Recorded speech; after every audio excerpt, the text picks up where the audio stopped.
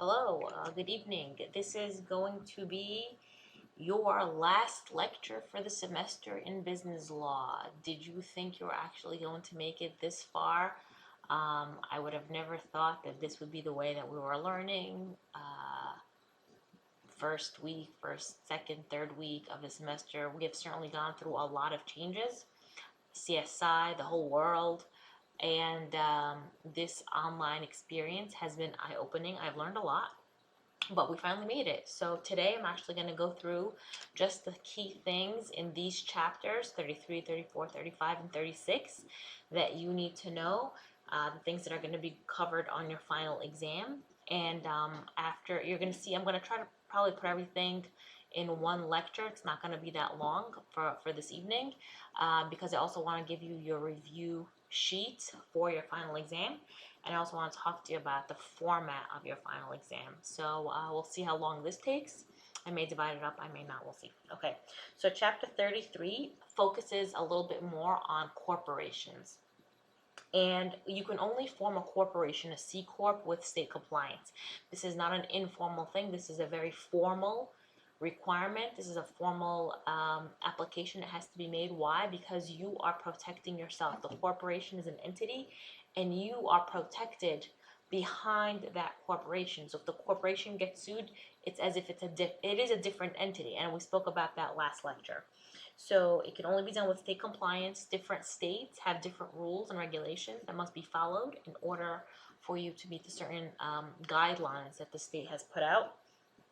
And when we talk about corporations, some of the corporate attributes that we will discuss or that are part of a corporation is it's a legal entity. It provides limited liability to shareholders. Shares of stock are freely transferable, and the existence may be perpetual with management centralized. And a couple of things, this is not that important, but I'm going to tell you about it anyway. A corporation can be publicly held or privately held. Most great majority, are privately held corporations. When we talk about a public held corporation, we're talking about a government corporation, which is maybe like something, maybe like the MTA, right? Because they're doing a public service, but it's also a company that makes money. But when we talk about private corporation, that's your Google, that's your Apple, that's your ABOT stock, your gas and oil, all those things. Those are corporations that are privately owned by shareholders and has nothing to do with the government. What I do want you to know, and this is something you should pay attention to, is the difference between publicly held and closely held corporations. And this is something not only do I want you to know for the final exam, but I also want you to know in real life. I'm going to tell you what the difference is, and I'm going to tell you what's most likely to that you could be involved in. Okay, so a publicly held corporation is those gigantic corporations that the stocks are openly and publicly traded on the stock exchange. So that's your Google, that's your Apple, that's your Exxon, that's your Nike, Adidas, if they have. I don't actually know if they're publicly traded, but those are, if you want to go and own a piece of that corporation, you go online, you create an E-Trade account or some other trade account, and you buy into those corporations, right? So then you become an owner of those corporations by purchasing stock. Now, a closely held corporation is a corporation that is held by a close group of people. It's not necessarily a small number, it could be, but typically speaking, a family, a group of friends that create an entity, a business, a small and pop shop. And it's a corporation. Why? Because they're protecting themselves out of the liability. So it's its own separate entity, and they are just shareholders of that. But when we talk about closely held companies, that's when we talk about sometimes minority rights and minority shareholders and freezing out things. And that I generally don't go into in a 160 level course, but those are actually very interesting functions. So in a closely held corporation, you may have very laxed rules because it's a family altogether, and so they're not keeping track of minutes or bylaws, or they're not doing things specifically by the book because it's a family, so they have that familiar relationship, and that's when problems can actually start to happen. So while a lot of the corporations are closely held, meaning they're not publicly traded on the stock market, you can have as many, if not more, problems with a closely held company than you can with a publicly held company. I'm not going to get into sub-chapter S corporations, which is right here on your syllabus. Just know that it's a particular tax implications that happen with that. And so for those things, if you are going to have an S chapter, there's an S chapter and there's I believe a C chapter. But those you'd have to talk to an accountant about to see whether or not that's the best thing for you if you're deciding to open up your own business. Professional corporations. I want you to know professional corporations. A professional corporation, which at the end of it, it'll have the comma PC rather than just a C for corp. It means has to have a duly licensed people that are practicing their profession. So you may see a PC after a medical group, after a law group, after a pharmacist. If it's a pharmacy, you may see a PC after it. Why? Because it's a professional corporation. It's not a deli. It is not a restaurant. It is a corporation or a business where the owners, the partners, they had to go and get a license from the state in order for them to practice their own profession. So you cannot get a PC if you're opening up a nail salon, because you have to have licenses, of course, but it's not a professional type. It's not a PC. So there's only certain ones that have to be a PC after it. How do you form a corporation? Well, like I said, there's actually a website for New York, and the website, I think it's like DOS dot, I don't remember the rest of it, but look up, if you Google how to open up a corporation or how to start a corporation in New York, and I think the first few letters are DOS, Department of State. And actually, it's pretty simple. The paperwork is not bad. What the underlying is, as I spoke about the last lecture, is those bylaws. Okay, those articles of incorporation are very little, but it's the bylaws. It's getting into the nitty gritty and figuring out how you're going to operate your business. That's what the most important thing is.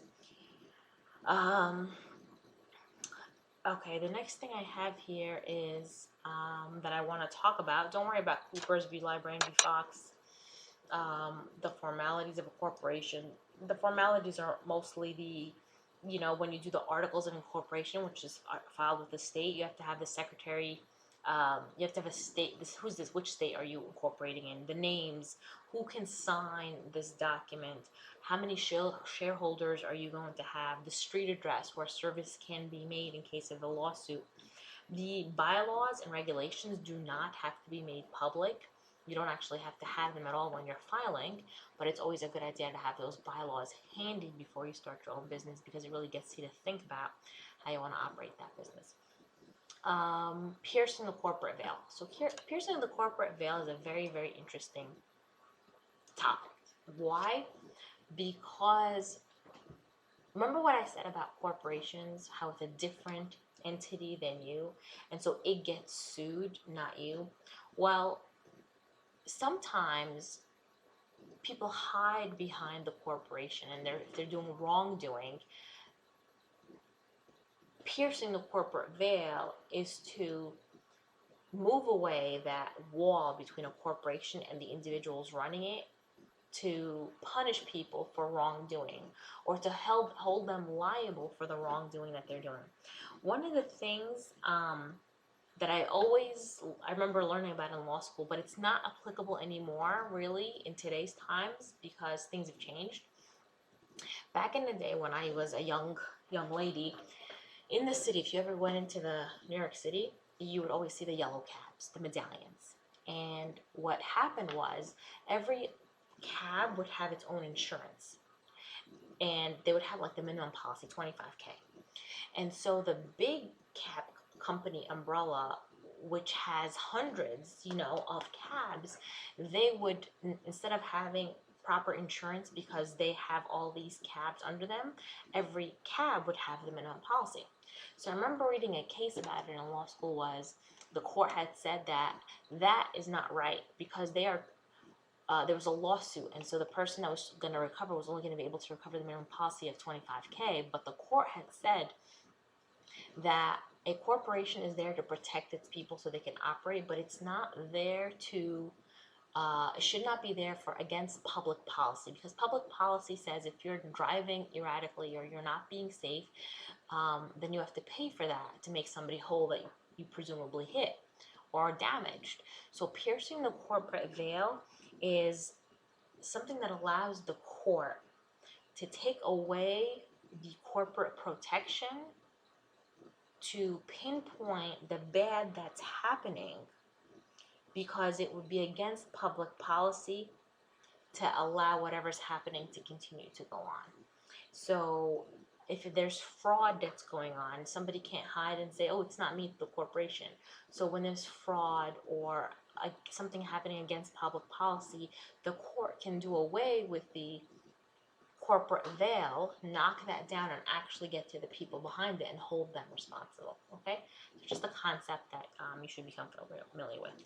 And actually, that's the last thing I want you to know for chapter 33. It's only been 10 minutes, 11 minutes. So I'm going to keep going. Chapter 34. Okay, chapter 34 focuses on the financial structure of corporations. Okay, so this is something, if we were in class, I would tell you to write this down, but you can, I'll say it. I have no point test on it yet. So two principles that are important when we talk about corporate financing is that most corporations finance their day-to-day operations through debt securities. So they're taking out debt in order to kind of keep their business going. I'm not going to test on that with this format, but just as an FYI. What are blue sky laws? I'm probably going to test on that. So blue sky laws, write that down. Blue sky laws prohibit fraud when it comes to the sale of securities. So blue sky laws prohibit fraud when it comes to the sale of securities. No insider trading. Bad. Don't do it. You can't give people information, the insider tips. Really, that's the biggest thing. That way they can go buy or before a company merges, or sell before a company kind of goes down. So blue sky laws prohibit fraud in the sale of securities.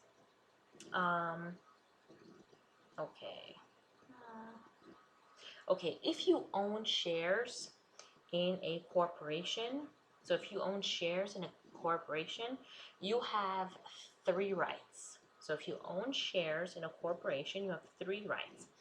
The right to participate in the control, the right to participate in the earnings of the corporation, and the right to participate in the residual assets of the corporation on dissolution. So if you own shares of a corporation, and we're talking about what does that mean for you as an owner of a corporation. It allows you to control it, participate in the control, the voting, right? To participate in the earnings and to participate in the residual assets of the corporation upon dissolution. Okay, that's it. Issuance of shares. You probably have heard this by now in your lifetime. If you bought stocks ever, right, you're buying shares of a corporation. So if you have, I don't know if you ever watched the movie Mr. Deeds with Adam Sandler. So Mr. Deeds, I don't want to ruin it for you. I don't want to give you any spoiler alerts, but you actually could learn something from that movie. Great movie. If you own just 1 share in a corporation, you can actually participate in the control of things. You are an owner of Apple, let's say, if you own 1 share of Apple, or you own 1 share of Tesla. So you can participate in the voting. You can vote as to who the board is. You can vote against policies that they want. Whether or not your one little vote is going to do anything is a different story, but you can participate in the control, and you can get your money back. And if not your money back, you can get money upon dissolution. So your 1%, 1 share, whatever your pro rata share is, if a company is going out of business, you'd be able to get that. So shares are important because a corporation issues out those shares, and that's how you become an owner of the company. Preemptive rights are you basically, people that are shareholders, they can have certain rights ahead of other people. Don't worry about that too much. Par value stock, what does that mean? Par value stock is just the value of a stock. When we talk about par value, it's just the value of a stock. Don't worry about that. define classes of shares. So sometimes if you look at, this is a good example, if you go on the stock exchange and you look up, let's say RDSA and RDSB, it's Royal Dutch, which is the gas company. I think it's the green one. It's called Royal Dutch. BP, I think it's BP. So they have Royal Dutch A and Royal Dutch B. One of them is actually a preferred stock. So it's a little bit more expensive than the other one. I don't remember which one is the preferred stock, but when you're a preferred stock owner, you get to get your dividends first. Your dividends may be a little bit higher. You get to vote earlier. And if, let's say, a company goes out of business, if you're a preferred stockholder, that means you get your money paid first before all the other regular stockholders, okay? So that's the classification of shares between common and preferred. We are classic here, okay? Dividends. Dividends are wonderful, okay? Dividends are, again, go into your, whatever, your phones, and I'm sure there's some kind of app for stocks. So look up certain companies that you know. And if you look at the details of those companies, you'll see that some of them give out dividends and some don't. So if you compare Apple and Tesla, Apple gives out dividends. So if you own 100 shares of Apple, you will get quarterly dividends, meaning regardless of whether the stock goes up or down, you will still get a few dollars for owning Apple. Tesla, on the other hand, regardless of whether the stock goes up or down, you get nothing. They don't give out dividends to their shareholders. So somebody had told me, and again, I'm not giving you any financial advice whatsoever. I'm not qualified to do so. As a matter of fact, I often lose money, so don't listen to this. But somebody had told me a while back that if you're looking for long-term, a way to grow your portfolio long-term is to buy stocks that have good dividends. Why? And then reinvest those dividends, because then you're owning more, and it's a way to multiply and capitalize your stocks and money. I'm not a math person, so I don't know. But anyway, sometimes buying stocks that have dividends is a good thing because you get money regardless of whether or not the stock goes up or down. There is a case that I do want you to know. There's very few cases I think that I've spoken about so far, but Dodd versus Ford. Dodd versus Ford is a very, very, very interesting case because I'm sure you've heard of Dodge Company and you've heard of the Ford Company. Why? Because there's Ford cars and there are Dodge cars. And I want you to read this case. So I haven't really told you to read too much, and really the only two cases I want you to know for these chapters are Dodge v. Ford and Gawler versus Gawler. So Dodge versus Ford is, Ford was a big company, still is. And the Dodge brothers, they were shareholders in the Ford company. And the Ford company was giving out dividends, right? The Dodge brothers were waiting for the dividends to be paid. And Ford decided that they were not going to pay out any dividends to anyone and instead reinvest those dividends back into the company. So the Dodge brothers sued, saying, hey, we want our dividends. And I don't remember the exact amount, but it was a very, very large amount, even by, today's standards, it's a large amount of that. And back then it was a huge amount. So they went to the court and they sued Ford, saying that they want to be paid their dividends. And the court actually said, Ford, you have to pay Dodge. Why? Because, actually, you know what? I don't want to spoil it for you. I want you to read this one. Read this one and find out why the court said that Ford had to pay. And then also when you read it, I don't know if it's going to tell you in the case, but read up on this case because I'm going to test on it. What do the Dodge brothers do after they get their dividends from Ford? You can guess. You probably can guess this one, but it's very interesting. So I want you to read this case. And that's, let me see, do I want you to know anything else? And that's actually it for chapter 34, and it's only 19 minutes and 35 seconds. I'm going to move on to chapter 35. Chapter 35 is about the management structure of the corporation. Actually, you know what? I'm going to pause this. I'm going to do a new one because I might have to draw something for you. Okay, so that takes care of 33 and 34. And tune in a few minutes for chapter 35.